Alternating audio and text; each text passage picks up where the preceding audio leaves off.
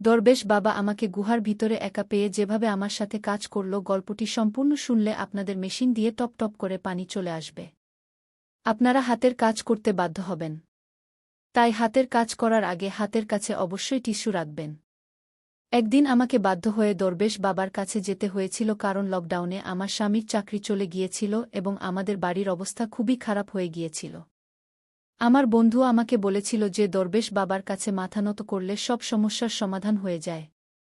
পরে একদিন আমি দরবেশ বাবার কাছে চলে গেলাম।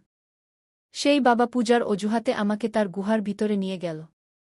সেখানে আমার এবং বাবার ছাড়া অন্য কেউ ছিল না। কিছুক্ষণ পরে বাবা গুহার দরজা বন্ধ করে দিলেন। গুহার ভিতরে খুব অন্ধকার ছিল। তারপর হঠাৎ আমার নজর বাবার কালো রঙের সাপের উপর পড়ল। সাপটি দেখে আমি ভয় পেয়ে গেলাম এবং বাঁচার জন্য হাত পা নাড়াতে শুরু করলাম। কিন্তু আমি নিজেকে বাঁচাতে পারলাম না। তারপর বাবাও আমার একা থাকার সুযোগ নিলেন এবং আমার সাথে এমন কিছু ঘটল যে বন্ধুরা, আমার নাম ফারজানা এবং আমার বয়স ২৬ বছর। আমি একজন বিবাহিত মহিলা। আমার পরিবারে আমার স্বামী রাহুল এবং আমার ২ মেয়ে আছে। আমাদের বিয়ে হয়েছিল আয়োজিত বিবাহ। আমাদের বিয়ের ১৫ বছর হয়ে গেছে। এই সময় আমাদের ২ মেয়ে হয়েছে। বড়টির নাম আমরা অনেক ভালোবেসে রোশনী এবং ছোটটির নাম কাজল রেখেছি। আমার স্বামী একটি মধ্যবিত্ত পরিবার থেকে এসেছেন। তিনি একটি বেসরকারি সংস্থায় চাকরি করতেন। কিন্তু সংস্থাটির লকডাউনের সময় তার চাকরি চলে যায়। তারপর আমরা পাঞ্জাব থেকে দিল্লি স্থানান্তর হয়ে গেলাম এবং কাজের সন্ধান করতে লাগলাম। আমার স্বামীকে কোনো কাজই মিলছিল না। তিনি বিভিন্ন অফিসে মুখোমুখি সাক্ষাৎকার দিতে যেতেন। কিন্তু তবুও তার চাকরি হচ্ছিল না।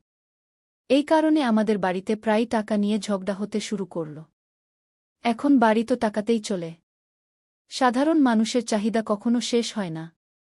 সীমিত টাকা থাকার কারণে আমরা খুব বেশি মানসিক চাপ থাকতে শুরু করেছিলাম। আমাদের দুজনের মধ্যে এখন আরও বেশি ঝগড়া হতে শুরু করেছিল।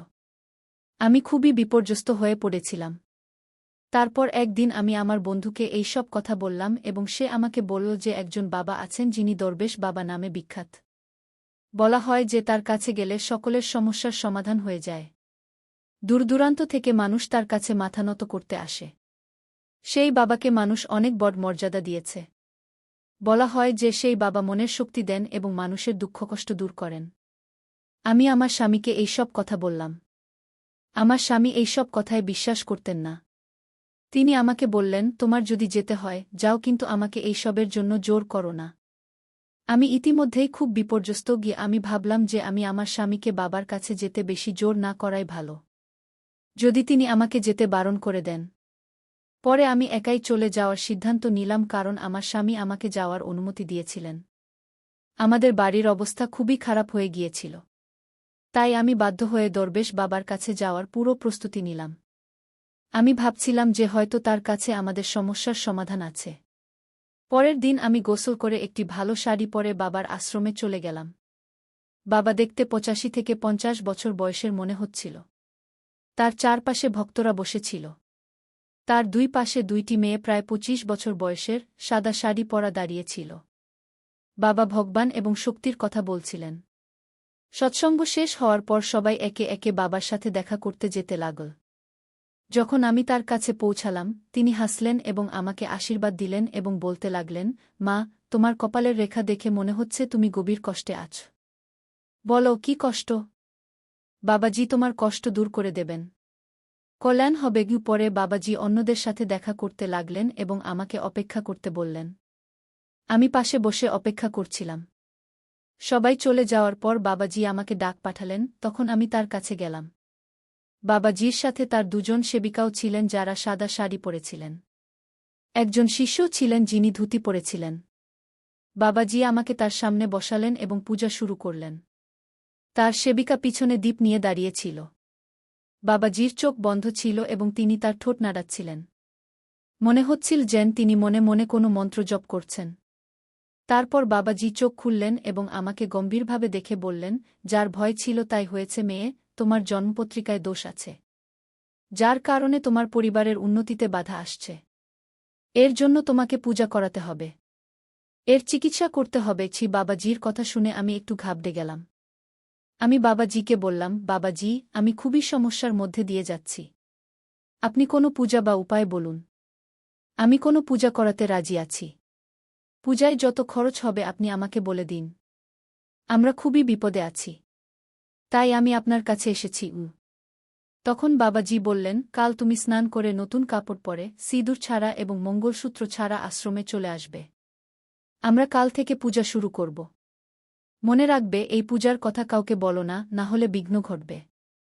আর বাড়িতেও কাউকে কিছু বলো না যে আমি কোথায় যাচ্ছি। হয়তো আমি বলে দিতাম যে আমি কোথায় যাচ্ছি, তাহলে ভালো হতো। কিন্তু বাবাজি বলেছিলেন যে পূজায় বিঘ্ন ঘটবে। তাই আমি কাউকে কিছু বলিনি। পরে আমি সেখান থেকে বের হয়ে বাড়ি চলে এলাম। সারারাত আমি ঘুমাতে পারিনি। আমি ভাবছিলাম যে আমার কুণ্ডলিতে দোষ আছে। আমার কারণে পুরো বাড়িতে মুসিবত এসেছে এবং এখন আমি এটা ঠিক করব। পরের দিন সকালে আমি আমার স্বামীকে নাস্তা করিয়ে এবং বাচ্চাদের স্কুলে ছেড়ে দিয়ে বাড়ি ফিরে এলাম। আমার স্বামীও নাস্তা করে অফিসে চলে গিয়েছিলেন। আমি বাড়ির সব কাজ শেষ করে তারপর স্নান করতে গেলাম। আমি ভালো করে স্নান করে একটি হলুদ রঙের শাড়ি পরলাম এবং পরে সিঁদুর ছাড়া এবং মঙ্গলসূত্র ছাড়া বাবাজির আশ্রমে চলে গেলাম। আজ আশ্রমে কেউ ছিল না। আমি দেখে ঘাবড়ে গেলাম যে আজ আশ্রম একদম খালি কেন। আমি একা সেখানে ভয় পেতে লাগলাম। আমি একজন শিষ্যকে জিজ্ঞাসা করলাম যে আজ আশ্রম খালি কেন। তখন সেই শিষ্য আমাকে বলল যে গুরুজির শিষ্যদের সবাইকে ফোন করে জানিয়ে দিয়েছে যে আজ আশ্রমে একটি বিশেষ পূজা আছে, যার কারণে বাবাজি আজ কাউকে দেখবেন না। আমি সেখানে পৌঁছলে বাবাজির সেবিকারা বলল যে বাবাজি গুহার ভিতরে আছেন এবং তিনি তোমারই অপেক্ষা করছেন। সে আমাকে বলছিল, তুমি খুবই ভাগ্যবতী যে তোমাকে বাবাজির কাছে গুহার ভিতরে যাওয়ার সুযোগ মিলেছে, কারণ বাবাজি গুহার ভিতরে সবাইকে ডাকেন না। তারপর সে আমাকে গুহার ভিতরে যাওয়ার পথ দেখাল। সে আমাকে গুহার ভিতরের একটি কক্ষে নিয়ে গেল। সেখানে একটি বিছানা ছিল এবং সেই বিছানার সামনের জায়গায় বাবাজি একটি যজ্ঞের বেদি তৈরি করেছিলেন। আমি ভাবলাম যে এখানেই বাবাজি যজ্ঞ করেন এবং পরে রাতে ঘুমান। আমার ভাবনা থামিয়ে দিয়ে তার একজন শিষ্যা বলল, তুমি একদম সঠিক জায়গায় এসেছ। বাবাজি তোমার সব ইচ্ছা পূরণ করে দেবেন। তার কাছে বিশাল শক্তি আছে। তুমি বাবাজির সাথে এখানেই বসো। আমরা বাইরে যাচ্ছি। তুমি কি কাউকে বলনি যে তুমি এখানে এসেছ? আমি মাথা নেড়ে না জানালাম। বাবাজি আমাকে বসতে বললেন। আমি আর বাবাজি সেখানেই মেঝেতে বসে গেলাম। বাবাজি মন্ত্র পড়ে আগুনে ঘি ঢালছিলেন। তিনি মন্ত্র উচ্চারণ করতে থাকলেন। তারপর একজন সেবিকা বাইরে থেকে দুধের গ্লাস নিয়ে ভিতরে এল। বাবা কিছুটা দুধ আগুনে ঢাললেন আর বাকি দুধ হাতে নিয়ে কিছু মন্ত্র বললেন। তারপর সেই দুধ আমাকে পান করতে দিলেন। বাবা বললেন, এটা পান করো। কিন্তু আমার ভয় হচ্ছিল যে কিছু ভুল না হয়ে যায়, কারণ এখানে আর কেউ ছিল না। আমি ভয় পাচ্ছিলাম, কিন্তু ভয়ে ভয়ে দুধের গ্লাস হাতে নিলাম এবং একবারেই সব দুধ পান করে ফেললাম। দুধ পান করার পর আমার কিছুটা অদ্ভুত লাগতে শুরু করল। হঠাৎ করেই আমার মাথা ঘুরতে লাগল। আমার চোখের সামনে অন্ধকার নেমে এল। আমি অচেতন হয়ে যাচ্ছিলাম। আমি মেঝেতেই পড়ে গেলাম। আমার মনে হল হয়তো দুর্বলতার কারণে আমার মাথা ঘুরছে। প্রথমে আমি কিছুই বুঝতে পারছিলাম না। কিছুক্ষণ পর যখন আমার অল্প জ্ঞান ফিরল, তখন আমি বুঝতে শুরু করলাম আমার সাথে কি কি ঘটছে। কিন্তু আমি এর বিরোধিতা করতে পারছিলাম না, কারণ আমি পুরোপুরি সচেতন ছিলাম না। আমি অনুভব করছিলাম যে কয়েকজন মানুষ মিলে আমাকে তুলছে। তারপর তারা আমাকে বিছানায় শুইয়ে দিল। আমি চোখ খুলে সব দেখতে পাচ্ছিলাম, কিন্তু কিছু করতে পারছিলাম না। তারপর সেই বাবা তার শিষ্যদের বাইরে অপেক্ষা করতে বললেন। বাবা পূজা শুরু করলেন। আমি বাবার এই কাজ দেখে হতবাক হয়ে গেলাম। আমি ভাবতে লাগলাম, এটা কোন ধরনের পূজা? আমার স্বামী তো অনেক দিন থেকে আমাকে স্পর্শ করেনি, কারণ সে তার সমস্যায় জড়িয়েছিল। বাড়ির সমস্যা দেখে আমি নিজেই খুব বিপর্যস্ত ছিলাম। যদি আমি বিপর্যস্ত না হতাম, তবে কখনো এই ভণ্ড বাবার কাছে পূজা করাতে আসতাম না। বাবার কাছে আসার আগে আমি ভেবেছিলাম, যদি একটি পূজা করালে আমাদের বাড়িতে সুখসমৃদ্ধি আসে, তবে এতে ক্ষতি কি? কিন্তু আমি জানতাম না যে এখন বাবা আমার সাথে এমন আচরণ করবে। আমি অর্ধচেতন অবস্থায় বাবার দিকে তাকিয়েছিলাম। সে আমাকে বলতে লাগল, মেয়ে, একদম শান্ত হও আর পূজা করো। আমি তোমার সব সমস্যা দূর করে দেব। তোমার বাড়িকেও শুদ্ধ করতে হবে। কোনো দিন তোমার বাড়িতে গিয়ে বাড়িটাও শুদ্ধ করে দেব। কিন্তু এখন আমি ধীরে ধীরে বুঝতে পারছিলাম যে কিছু ভুল হচ্ছে। তারপর বাবা বলল, কেমন লাগছে মেয়ে? তোমার মনে যে কোনো সমস্যা আছে তা দূর করে দাও। তখন বাবা জোরে জোরে মন্ত্র উচ্চারণ করতে লাগলেন। সকালে যখন আমি বাড়ি থেকে বেরিয়েছিলাম, তখন আমি খুব খুশি ছিলাম যে পূজা হয়ে গেলে বাড়িতে কিছু বরকত আসবে। কিন্তু আমি একটি বড় ভুল করেছিলাম যে আমি কাউকে এখানে আসার কথা বলিনি। এখন যদি আমি বিরোধিতা করি, তবে এই বাবা আমাকে মেরে ফেলবে এবং কেউ কিছু জানতেও পারবে না। আমি সেখান থেকে পালাতে চাইছিলাম, কিন্তু নেশার কারণে আমি কিছুই করতে পারছিলাম না। এখন আমি বুঝতে পারছিলাম যে আমি কোথায় এসে কত বড় ভুল করে ফেলেছি। এখানে তো কিছু ভুল কাজ হয়। বাবা তো মানুষের বিশ্বাস নিয়ে খেলা করে। আমার মাথায় অনেক প্রশ্ন ঘুরছিল যে আমি এখানে আসার ভুল কেন করলাম। বাবা আমাকে বলছিলেন, সাবাস পুত্রী, তুমি খুব ভালোভাবে পূজায় অংশ নিচ্ছ। তুমি এভাবেই পূজা করতে থাকো। আমি তোমার ঘরের সব সমস্যা দূর করে দেব। কিন্তু আমি তো জানতাম বাবার কোনো সমস্যা দূর করছেন।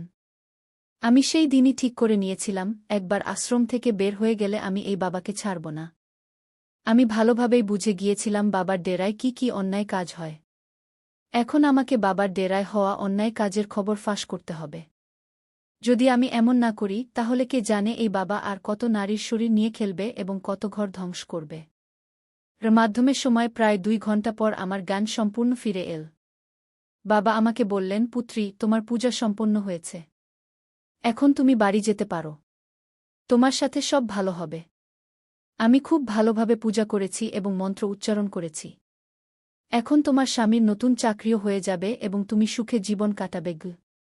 কিন্তু আমি তো দৃঢ়প্রতিজ্ঞ ছিলাম যে বাবার মুখোশ উন্মোচন করবই। যদি আমি এমন না করি, তাহলে এই বাবা সরল মানুষদের তার জালে ফাবে এবং তাদের লুটতে থাকবে। তারপর বাবাকে ছেড়ে দিয়ে আমি গুহা থেকে বের হয়ে এলাম। আশ্রম থেকে বের হওয়ার পর আমি অনেক ভেবেচিন্তে সরাসরি পুলিশ স্টেশনে চলে গেলাম। পুলিশ স্টেশনে গিয়ে আমি বাবার বিরুদ্ধে অভিযোগ লিখিয়ে দিলাম। বাবা আমার সাথে যা যা করেছিলেন, আমি সবকিছু সেখানে বলে দিলাম এবং পুলিশকে নিয়ে বাবার আশ্রমে পৌঁছে গেলাম। পুলিশ বাবাকে গ্রেফতার করল। আজ সেই বাবা জেলের ভেতর তার অপরাধের শাস্তি ভোগ করছে। যখন আমি সেই বাবার বিরুদ্ধে আওয়াজ তুললাম, তখন পরে আরও অনেক মেয়ে সামনে এল যাদের সাথে বাবা অন্যায় করেছিলেন। বাড়ি যাওয়ার পর আমি সাহস করে আমার স্বামীকে সবকিছু বললাম যা বাবা আমার সাথে করেছিলেন। আমার স্বামী আমার সব কথা বুঝলেন এবং আমাকে বললেন, আমি এই কারণেই এই বাবাদের বিশ্বাস করি না। যারা বাইরে থেকে একরকম দেখায় আর ভেতরে অন্যরকম হয় গিয়ে। তিনি আমাকে বলছিলেন, যদি আমি তোমাকে সেই বাবার আশ্রমে যেতে বাধা দিতাম, তাহলে তোমার মনেও এই বাবাদের প্রতি বিশ্বাস থেকে যেত। আর তুমিই বা আমার বাধায় থামবে কেন? এখন আমার স্বামীর চাকরিও হয়ে গেছে। আমি যে বাবার বিরুদ্ধে অভিযোগ করেছিলাম, তাতে আমার স্বামী আমাকে পুরোপুরি সমর্থন দিয়েছিলেন এবং আদালত সেই বাবাকে যাবজ্জীবন কারাদণ্ড দিয়েছে। সে জেলের ভেতর তার অপরাধের শাস্তি ভোগ করছে। আমার প্রিয় বন্ধুরা, যদি তোমরা এমন আরও ইন্টারেস্টিং গল্প শুনতে চাও, তাহলে চ্যানেলটি সাবস্ক্রাইব করো এবং বেল নোটিফিকেশন অন করে রাখো। কমেন্ট বক্সে বলো আমার এই গল্পটি তোমাদের কেমন লাগল। কাল আবার এমনই আরেকটি ভিডিও নিয়ে দেখা হবে। ধন্যবাদ।